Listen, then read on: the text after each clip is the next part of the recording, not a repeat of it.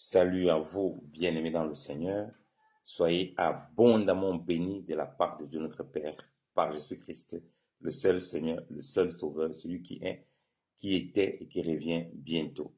C'est votre frère, comme vous le savez, l'esclave inutile de Christ, Yannick Stéphane, pasteur et enseignant de la parole de Dieu. Nous voulons nous édifier davantage dans la parole du Seigneur et nous voulons parler de la problématique des faux docteurs. Alors, lorsqu'on parle de faux docteurs ici, il signifie des faux enseignants. C'est vrai que pour la plupart des gens, ils ne savent pas vraiment la distinction entre tout ça, tous les types de dons que Dieu a donnés, c'est-à-dire les pasteurs, les prophètes, les docteurs, les évangélistes, les apôtres.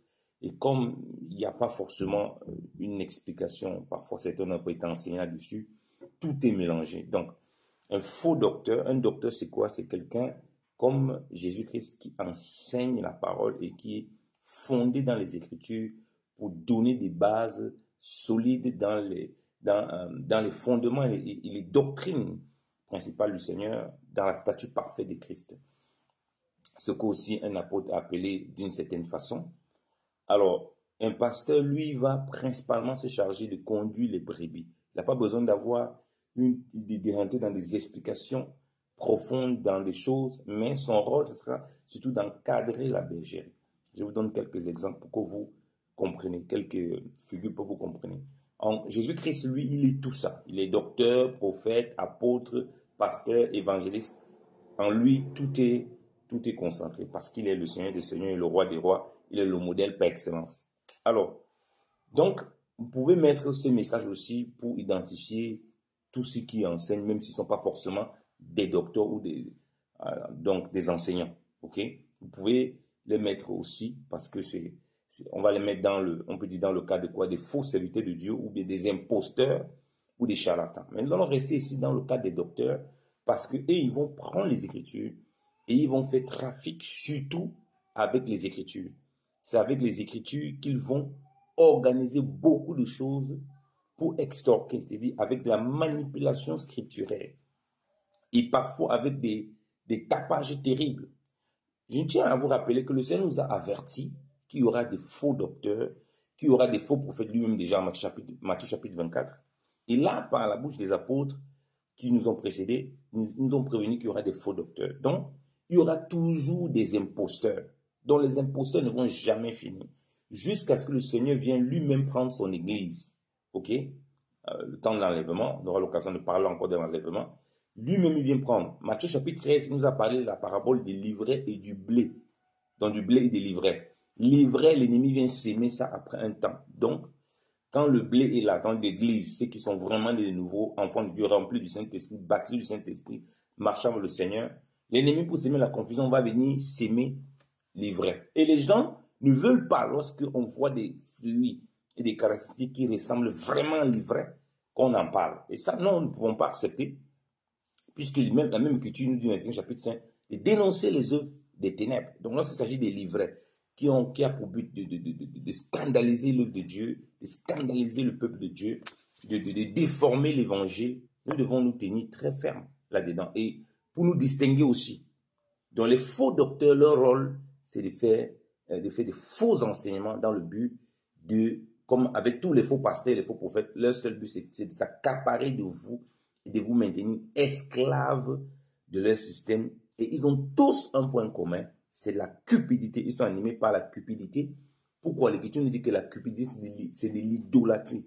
Donc, tellement ils sont idolâtres d'eux-mêmes, idolâtres de l'argent, que ce qui va les fonder sur la cupidité. Donc, peu importe la façon dont ils le font, que ce soit en tant que prophète, que ce soit en tant que docteur, que ce soit en tant que pasteur, ils auront un point commun, qui est la cupidité. Lisons l'Écriture, 2 Pierre chapitre 2, à partir du verset 1. Mais comme il y a eu de faux prophètes parmi le peuple, il y aura aussi parmi vous de faux docteurs qui introduiront couvertement des sectes de perdition et qui renonceront le Seigneur qui les a rachetés, attirant sur eux-mêmes une prompte ruine. Et plusieurs suivront leur secte de perdition et à cause de la voix de la vérité sera blasphémée. L'Écriture est claire. De la même façon, il y a eu des faux prophètes en l'ancien temps, en l'ancienne alliance, avant que Christ n'arrive parmi le peuple, Dieu nous révèle par la bouche de Pierre qu'il y aura aussi des faux docteurs. Donc, ça, c'est un fait. Donc, ne soyez pas surpris de voir tous ces faux docteurs. C'est l'écriture qui s'accomplit. Et l'écriture nous précise que plusieurs, pas quelques-uns, plusieurs vont suivre ces faux docteurs qui vont enseigner des doctrines des démons. Et on précise bien qu'ils ruinent. Il y a une condamnation déjà sur eux. Donc, lorsqu'on dénonce, par exemple, les faux enseignements ou bien certains faux docteurs, c'est parce qu'il y a certains brebis qui ont besoin d'être éclairés, qui ne sont pas des gens qui suivent les sectes, mais qui sont juste aveuglés et qui sont comme de la viande entre la bouche de ces faux docteurs qu'il faut juste retirer de leur bouche. Et ils vont être interpellés en voyant certains enseignements et certaines explications. Et ils vont se retirer de ces choses, réalisant que ça ne vient pas du Seigneur et que c'est juste une arnaque. Et de même façon, donc, quelqu'un, quand il parle de la part de Dieu et est animé de l'esprit, il annonce les choses du Seigneur. Celui qui est un faux docteur, comme on l'a dit, qui n'est pas animé de l'esprit de Dieu, il est animé de quoi? De l'esprit de l'erreur, de l'esprit du malin, puisque c'est le malin qui sème.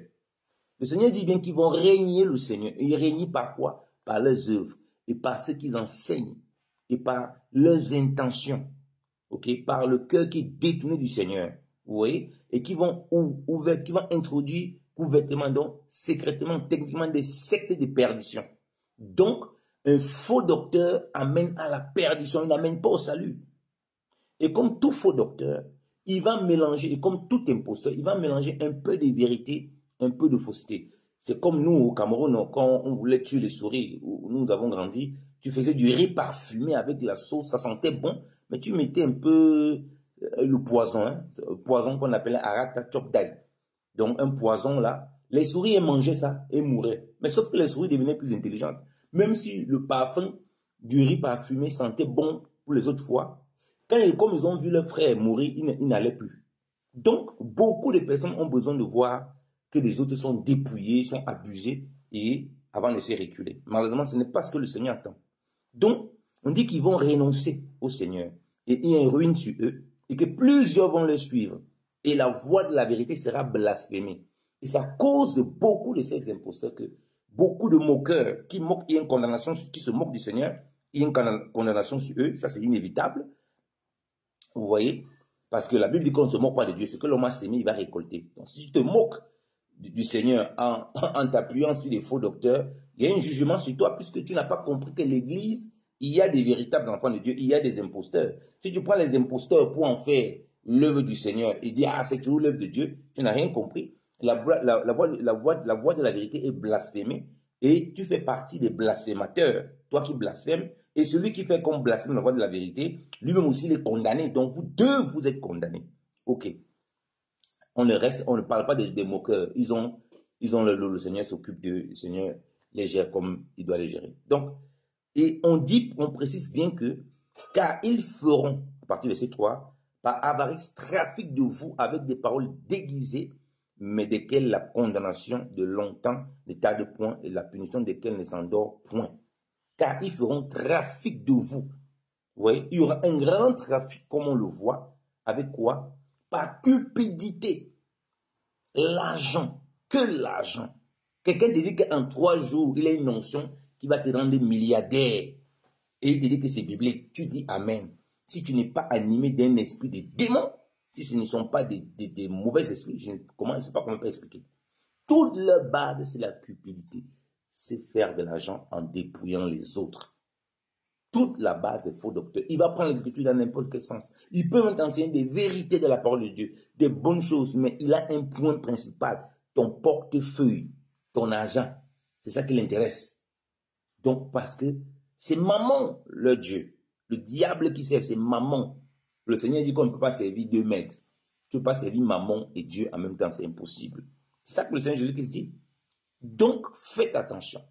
Un faux docteur, vous allez voir qu'à la finalité, même si vous dites des choses vraies, il va vous pousser, glisser gentiment des doctrines des démons et au centre, la cupidité sera là. Ça peut être très flagrant, comme ça peut être moins flagrant.